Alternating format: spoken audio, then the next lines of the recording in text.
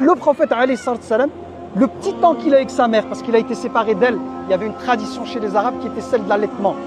Donc il était séparé de sa maman. Quand elle l'a récupéré, elle a eu quelques temps. Et elle est décédée en allant à Médine, en revenant de Médine, elle est décédée. Et il a dû revenir chez lui à la Mecque sans sa mère.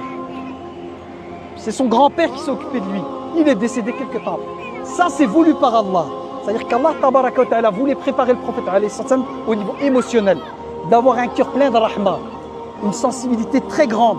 Parce que la mission qu'il a, elle demande ça. Elle demande quelqu'un de fort, psychologiquement capable de porter un poids qui est le poids de la Oumma. Si on est musulman aujourd'hui, c'est par la grâce d'Allah, mais c'est passé par le prophète alayhi salam qui a subi. C'est Allah qui l'a choisi pour qui il était. Mais il était surtout doté d'énormes qualités.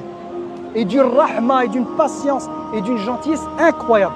Mais celle-ci, elle a été façonnée, elle a été voulue par Allah, par justement ces épreuves difficiles à vivre, de ne pas avoir ses parents, de savoir c'est quoi être un orphelin. Et ça, pour nous, c'est ça qu'on doit essayer quand ça va mal. Des fois dans la vie, quand les gens sont éprouvés, c'est bien de revenir dans ces histoires et de voir ces gens aimés par Allah pour trouver de la force. Se dire, moi, alhamdoulilah, c'est difficile, c'est normal, on est des êtres humains, j'ai ma peine.